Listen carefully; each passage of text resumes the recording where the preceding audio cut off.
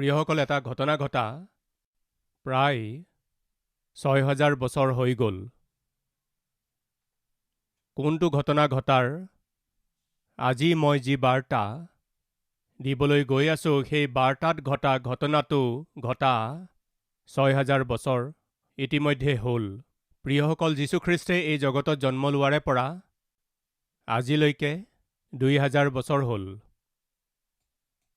আৰু যীশুখ্ৰীষ্টৰ জন্মৰ পূৰ্বে ডায়ুদৰ জন্মলৈকে প্ৰায় ১,০০০ বছৰ, আৰু ডায়ুদৰ জন্মৰ পৰা আৰম্ভ কৰি আব্ৰাহামৰ জন্মলৈকে প্ৰায় ১,০০০ বছৰ।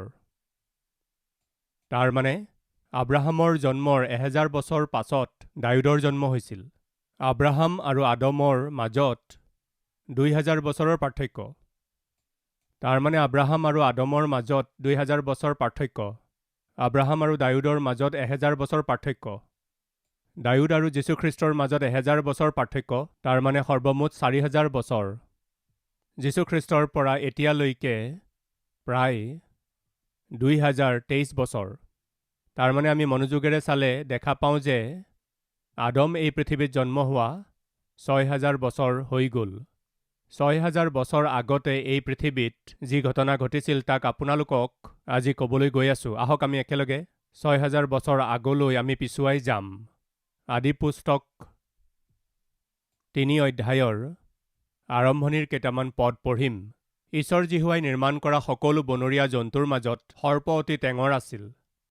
সি নাৰীগৰাকীক ক'লে, বাৰীৰ কোনো গছৰ ফল তোমালোকে নেখাবা বুলি ঈশ্বৰে বাস্তৱিকে ক'লেনে? বাৰীৰ কোনো গছৰ ফল তোমালোকে নেখাবা বুলি ক'লেনে? প্ৰিয়সকলে, এই গোটেই বিষয়টো আমি জানো। কি কওকচোন? ঈশ্বৰে আদমক নিৰ্মাণ কৰিলে। এইদৰে আদমক নিৰ্মাণ কৰাৰ পাছত ঈশ্বৰে তেওঁৰ সহায়ক হিচাপে হাৱাক নিৰ্মাণ কৰিলে। ঈশ্বৰে গোটেই সৃষ্টি নিৰ্মাণ কৰাৰ পাছত অৱশেষত আদমক নিৰ্মাণ কৰিছিল। এইদৰে অৱশেষত আদমক নিৰ্মাণ কৰাৰ পাছত সেই আদমৰ কাৰণে এজন সহকাৰী থাকিব লাগে বুলি ভাবি তাৰ পাছত ঈশ্বৰে হাৱাক নিৰ্মাণ কৰিলে। এই গোটেই সৃষ্টিৰ মাজত যাক একেবাৰে শেষত সৃষ্টি কৰা হৈছিল তেওঁ মহিলা আছিল। আদম আৰু হাৱাক ঈশ্বৰে এডেন বাৰীত ৰাখিছিল। প্ৰিয়সকল, এই এডেন বাৰীখনক আপুনি ১-২ হেক্টৰৰ কোনো এখন সুন্দৰ বাগিচা বুলি নাভাবিব। ঈশ্বৰে নিৰ্মাণ কৰা এই বাগিচাখনত নদ নদী বৈছিল। আমাৰ দেশতো বহুতো নদ নদী বৈ থাকে। কৃষ্ণা নদী, গোদাবৰী নদী, এনেকুৱা কেইবাখনো নদী আমাৰ দেশত বৈ থাকে। এতিয়া ভাবকচোন, এডেন বাৰীখনত যদি নদ নদী বৈ আছে, সেই বাগিচাখন কিমান ডাঙৰ আছিল চাগৈ। কিমান যে সমৃদ্ধিৰে ভৰা আছিল। এতিয়া মোৰ প্ৰশ্ন হৈছে, আদম আৰু হাৱা নিৰামিষভোগী আছিল নে আমিষভোগী আছিল? কি বুলি কয় আপুনি? আপোনালোকৰ কিমান আমিষভোগী আছে হাত দেখুৱাওকচোন। মই কিবা ভুল কথা ক'লোঁ নেকি? আপোনালোকৰ কিমান মাংসভোগী আছে হাত দেখুৱাওকচোন। মাংসভোজী। ঈশ্বৰে যেতিয়া মানুহক নিৰ্মাণ কৰিছিল, নিৰামিষভোগী হিচাপে নিৰ্মাণ কৰিছিল নে আমিষভোগী হিচাপে কৰিছিল? ঈশ্বৰে যেতিয়া মানুহক নিৰ্মাণ কৰিছিল, বাস্তৱিকতে নিৰামিষভোগীহে নিৰ্মাণ কৰিছিল।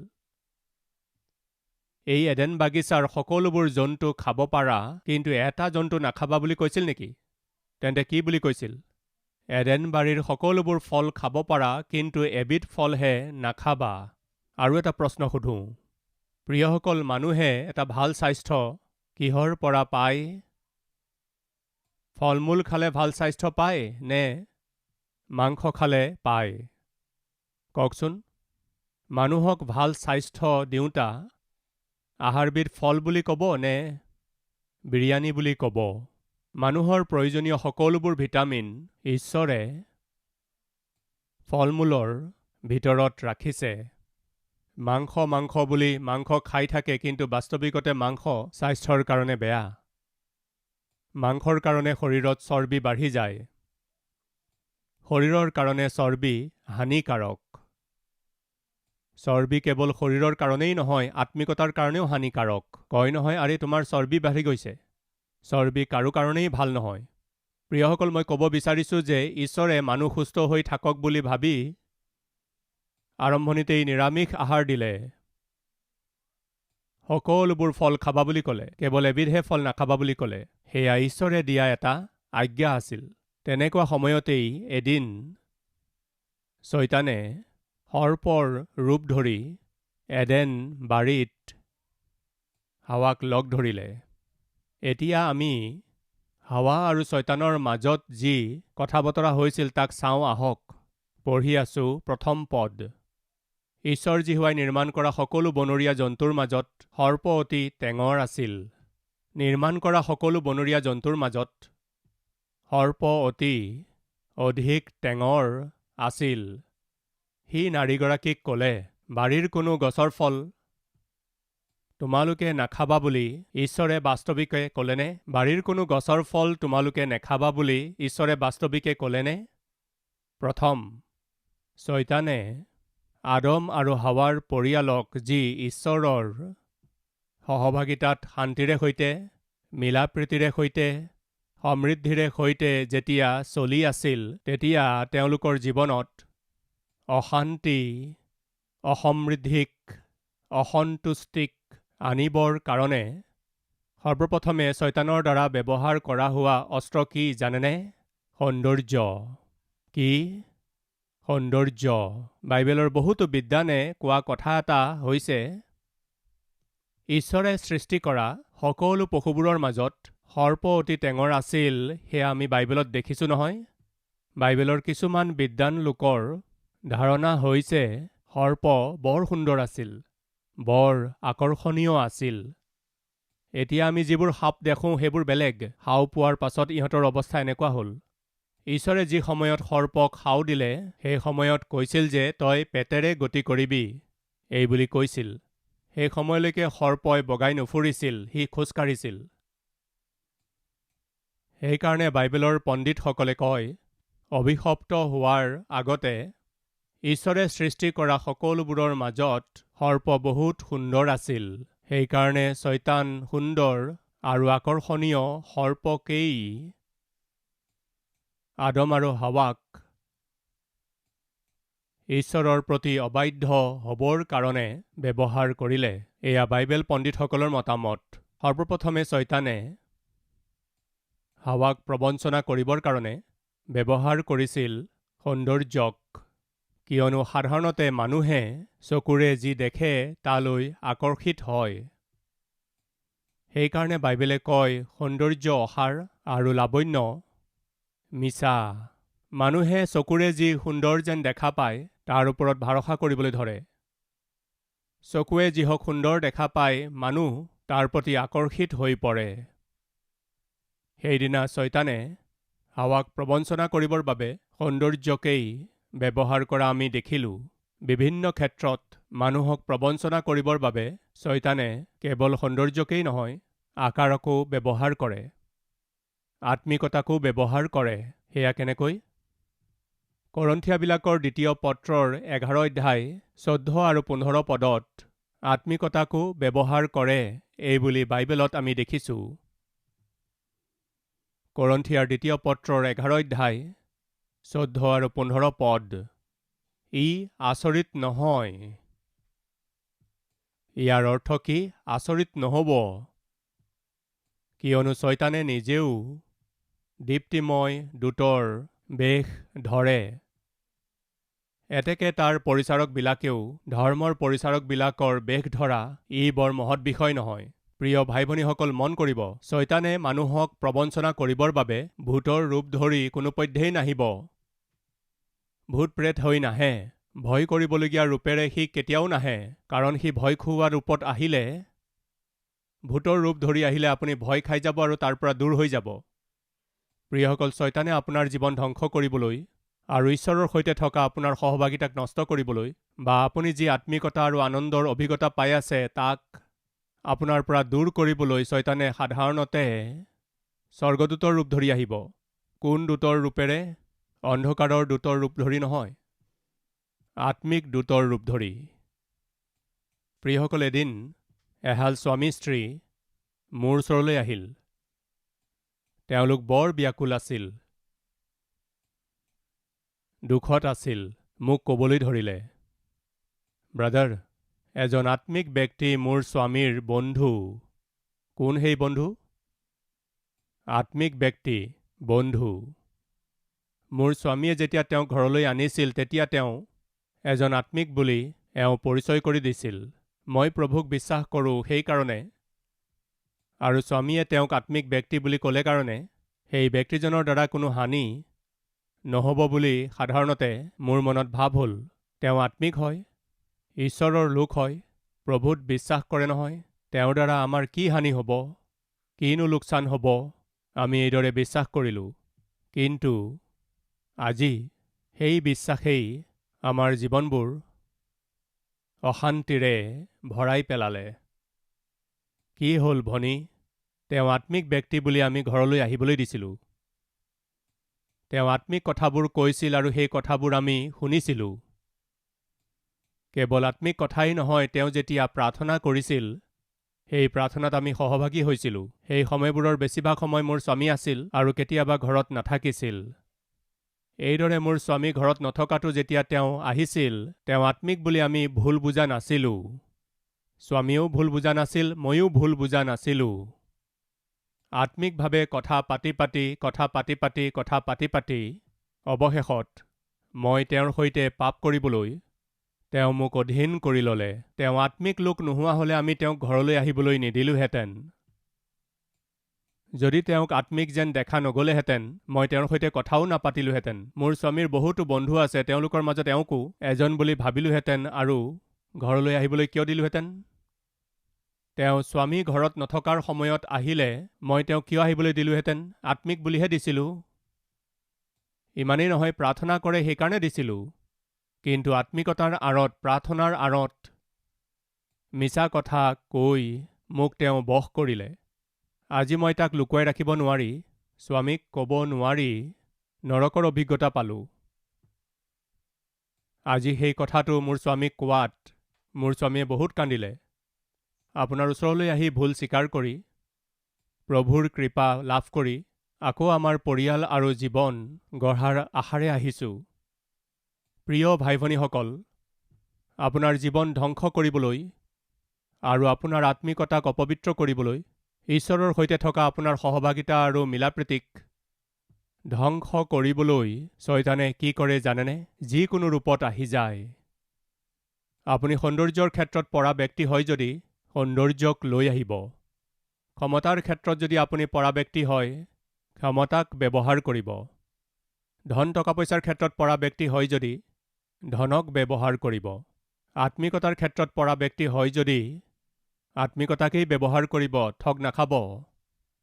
শয়তানেই সম্ভৱ হ'লে দীপ্তিময় স্বৰ্গদূতৰ ৰূপ ধাৰণ কৰি সেৱকৰ ৰূপত সেৱিকাসকলৰ ৰূপ ধৰি, কেনেকুৱা সেৱক? বাক্যত লিখা আছে, ধৰ্মৰ পৰিচাৰক।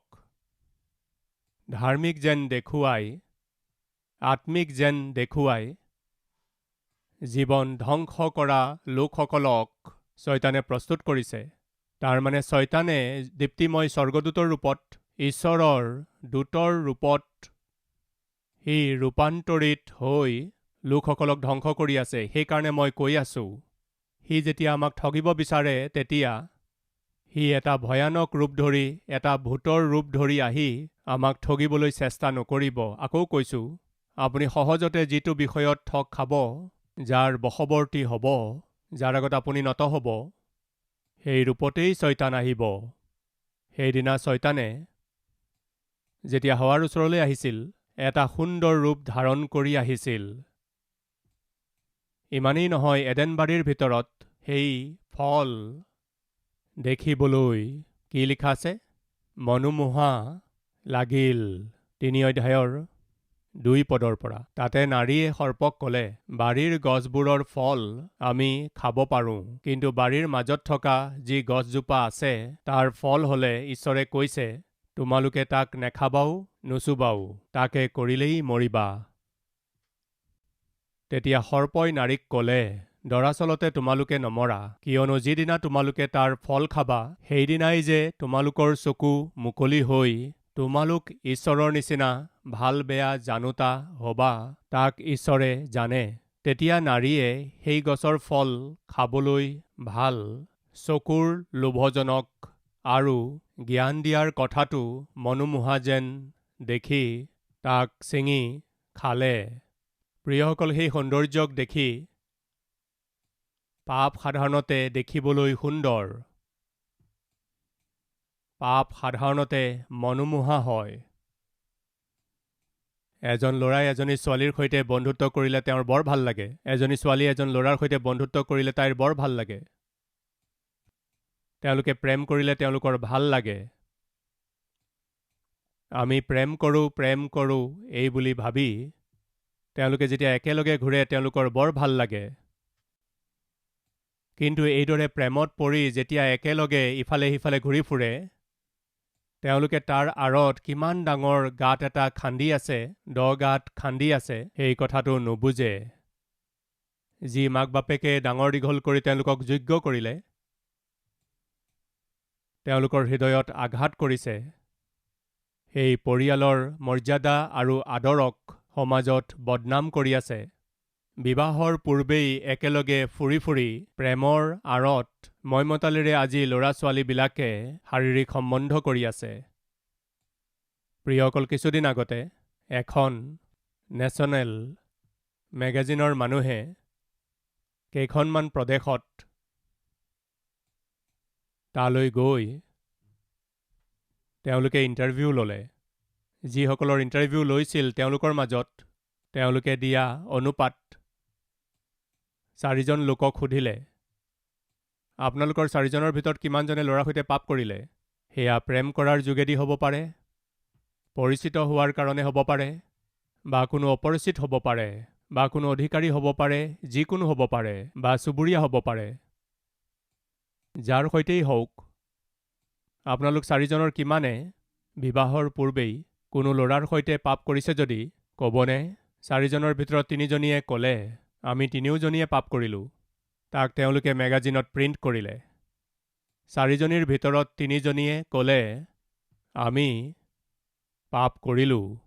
এয়া হৈছে আজিৰ পাপৰ অৱস্থা। সকলো স্থানতেই, সকলো অঞ্চলতেই, সকলো চহৰতেই এনেকুৱাই হয় বুলি মই নকওঁ, কিন্তু এয়া তেওঁলোকৰ ছাৰ্ভে আছিল। যুৱক যুৱতীসকল, মই সুধিছোঁ, আপোনালোকৰ বয়স কিমান? আজি আপোনাৰ অৱস্থা কি এবাৰ ভাবক।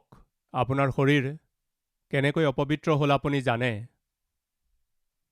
বাইবেলত সুন্দৰকৈ আছে, তাই কুমাৰী কন্যা আছিল, তেওঁ কোনো পুৰুষক জনা নাছিল। তাই কুমাৰী আছিল, কোনো পুৰুষে তেওঁক স্পৰ্শ কৰা নাছিল।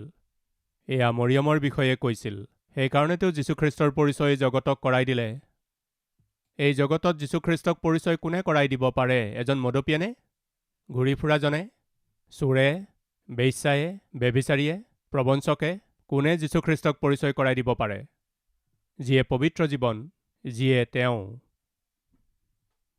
প্ৰিয় ভাই ভনীসকল, এবাৰ ভাবক, বন্ধুত্ব কৰিবৰ বাবে, ল'ৰা ছোৱালীৰ সৈতে ফুৰিবৰ বাবে, ল'ৰা ছোৱালীৰ সৈতে মজ মস্তি কৰিবলৈ সেই অলপ সময়ৰ সুখৰ কাৰণে বহুতো ল'ৰা ছোৱালীয়ে নিজৰ জীৱন ধ্বংস কৰি আছে। কিন্তু তাৰ দ্বাৰা তেওঁলোকে নজনাকৈয়ে নিজৰ পঢ়া শুনা নষ্ট কৰি আছে। তেওঁলোকে নজনাকৈয়ে নিজৰ ভৱিষ্যত ধ্বংস কৰি আছে। তেওঁলোকে নজনাকৈয়ে নিজৰ পিতৃ মাতৃক কন্দুৱাই আছে, দুখ দি আছে। প্ৰিয়সকল, প্ৰায়েই মাক বাপেকে মোৰ ওচৰলৈ আহি কান্দে। কি বুলি কয় জানেনে? পালক মহোদয়, বৰ ব্যাকুল হৈ পৰিছোঁ। কি কাৰণে? ঘৰ সলাই সলাই। কি সলাই সলাই? ঘৰ সলাই সলাই। কিয় আপুনি বাৰে বাৰে ঘৰ সলাব লগা হৈ আছে? কি কৰোঁ পালক মহোদয়? মোৰ ছোৱালী এজনী আছে, তাই বৰ ধুনীয়া। তাই ভালদৰে পঢ়া শুনা কৰিব লাগিছিল, কিন্তু তাই সৌন্দৰ্যক আধাৰ কৰি লৈ কেতিয়াবা এইটো ল'ৰাক কেতিয়াবা সেইটো ল'ৰাক বন্ধু পাতিছে, আৰু সেই ল'ৰাবোৰ ঘৰলৈ আহি যায় আৰু তাক চুবুৰীয়াই চাই থাকে। মোৰ ছোৱালীয়ে নিজৰ সৌন্দৰ্যক আধাৰ কৰি লৈ ল'ৰাবিলাকৰ সৈতে বন্ধু পাতি আছে। দুষ্ট ল'ৰাবোৰ ঘৰলৈকে আহি যায়। চুবুৰীয়া লোকসকলে দেখি আছে, মোৰ লাজ লাগিছে, মই সহিব পৰা নাই। সেই ঘৰটো খালী কৰি বেলেগ এটা ঘৰলৈ যাওঁ। নতুন ঠাইত তাই ভালে থাকিব বুলি ভাবোঁ, কিন্তু তাতো নিজৰ সৌন্দৰ্যক আধাৰ কৰি লৈ দুষ্ট ল'ৰাবিলাকৰ সৈতে বন্ধুত্ব পাতি তেওঁলোকক ঘৰলৈ লৈ আহে। মই ঘৰ সলাই সলাই ভাগৰি পৰিছোঁ। এয়া কি প্ৰিয়সকল? প্ৰিয় ডেকাসকল, আপোনাক ঈশ্বৰে সৌন্দৰ্য দিছে নেকি? সুন্দৰ ৰূপ দিছে নেকি? সেই সৌন্দৰ্য আৰু ৰূপক আধাৰ কৰি লৈ দুষ্ট বন্ধুবিলাকৰ সৈতে যদি ঘূৰি আছে, বেয়া স্থানবিলাকত যদি ঘূৰি আছে, আপুনি নজনাকৈয়ে জীৱনক কি কৰি আছে? সোণালী ভৱিষ্যতক ধ্বংস কৰি আছে। আজি ভালদৰে পঢ়া শুনা কৰা লোকসকলেই চাকৰি পোৱা নাই। তেনেকুৱা সময়ত আপুনি ভালদৰে পঢ়া শুনা নকৰিলে নিজৰ সন্তানক কেনেকৈ পঢ়াব পাৰিব? আপুনি কেনেকৈ নিজৰ পৰিয়াল গঢ়িব পাৰিব? কেনেকৈ আপুনি নিজৰ সন্তানৰ প্ৰয়োজন পূৰণ কৰিব পাৰিব? এই খন্তেকীয়া পাপভোগৰ কাৰণে, এই অলপ সময়ৰ যৌৱনকালৰ অভিলাষৰ কাৰণে কিমান যুৱক যুৱতীয়ে নিজৰ জীৱন ধ্বংস কৰি আছে। শয়তানে এজন ব্যক্তিক নাশ কৰিবলৈ, ঠগিবলৈ, নষ্ট কৰিবলৈ সৰ্বপ্ৰথমে সি ব্যৱহাৰ কৰা অস্ত্ৰ সঁজুলি কি জানেনে? সৌন্দৰ্য। আপুনি যিটো বিষয়ত সহজতে পৰি যায় তাকেই ব্যৱহাৰ কৰিব। মই ক'লো নহয়, কেতিয়াবা সৌন্দৰ্যক ব্যৱহাৰ কৰে, কেতিয়াবা ৰূপক, কেতিয়াবা ক্ষমতাক, কেতিয়াবা ধন সম্পত্তিক। আপুনি এইবোৰৰ বশৱৰ্তী নহ'লে কেতিয়াবা আত্মিকতাকো ব্যৱহাৰ কৰে, আত্মিক লোকসকলক ব্যৱহাৰ কৰে। এবাৰ এজন ভাই মোৰ ওচৰলৈ আহিল, আহি ক'লে, পালক, কেইদিনমান আগতে এজন ব্যক্তিয়ে মোৰ পৰা 5 লাখ টকা লৈ ঘূৰাই দিয়া নাই। কৈছিল কোনোবাই তেওঁৰ পৰা 5 লাখ টকা লৈ উভতাই দিয়া নাই। প্ৰিয়সকল, কোনোবাই তেওঁৰ পৰা 5 লাখ টকা লৈ তেওঁক কন্দুৱাই আছে যদি তাৰ বিষয়ে তেওঁ আহি মোক কিয় কৈ আছে? মই থাকিব নোৱাৰি তেওঁক সুধিলোঁ, কোনোবাই তোমাৰ পৰা 5 লাখ টকা ল'লে, কিন্তু তুমি মোৰ ওচৰলৈ আহি এই কথাবোৰ কিয় কৈ আছা? আচলতে তেওঁ আন কোনো নহয়, আপোনাৰেই মানুহ। মই ভয় খাই গ'লোঁ। আমাৰ মানুহ? আমাৰ মানুহ কোন? সেইজন আপোনাৰেই মানুহ, আপোনাৰেই খ্ৰীষ্টিয়ান মানুহ। এই বুলি ক'লে এয়াই বিষয়। আপোনাৰ মানুহ হয় মানে কি?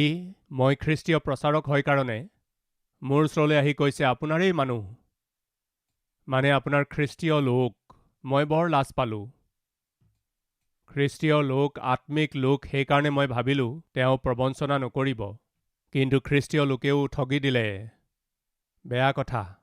তেওঁ কিহক ব্যৱহাৰ কৰি এজন ব্যক্তিক প্ৰবঞ্চনা কৰিলে? আত্মিকতাক। মই এজন ভক্ত তেনেকুৱা এটা ৰূপ প্ৰকাশ কৰি এজন অখ্ৰীষ্টীয় লোকক ঠগাবলৈ শয়তানে কিহক ব্যৱহাৰ কৰিলে? আত্মিকতাক। প্ৰিয়সকল, মই কৈছিলোঁ নহয়, এটা বিবাহিত পৰিয়ালৰ ভিতৰত সোমাই এটা ভাল দাম্পত্য জীৱন যাপন কৰি থকা পতি পত্নীৰ মাজত সেই ব্যক্তিজনে সোমাই গৈ সেই আত্মিক মহিলাগৰাকীক প্ৰবঞ্চনা কৰিবৰ বাবে শয়তানে তাত কি ব্যৱহাৰ কৰিলে? আত্মিকতাক ব্যৱহাৰ কৰিলে। ভাই শুনিছেনে? ভনী শুনিছেনে? আজি আপুনি শয়তানৰ মিছা কথাক ভৰসা কৰি পাপ কৰ্ম কৰি নৰকলৈ যাব বিচাৰেনে? মনত ৰাখিব, পাপ কৰা প্ৰতিজন ব্যক্তিয়ে দণ্ড পাব। এই বাক্যত বিশ্বাস কৰি অনুতাপ কৰাটো ঈশ্বৰে বিচাৰে। আহক প্ৰাৰ্থনা কৰোঁ।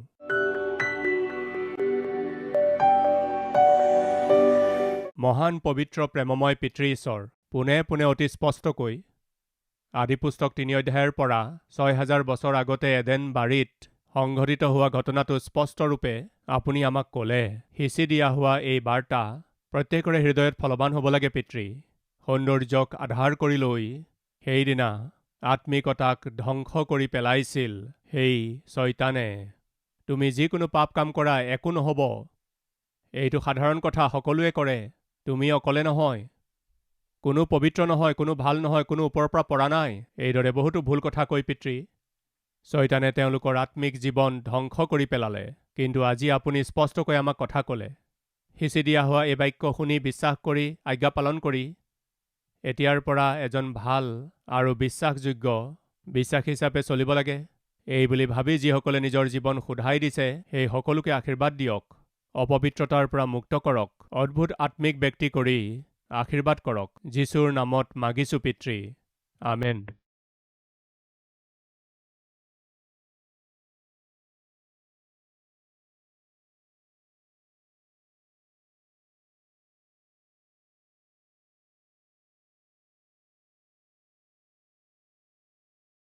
আমাৰ ঠিকনা কালবাৰী, পোষ্ট বক্স নম্বৰ 30, কুকটপল্লী, হায়দৰাবাদ 72।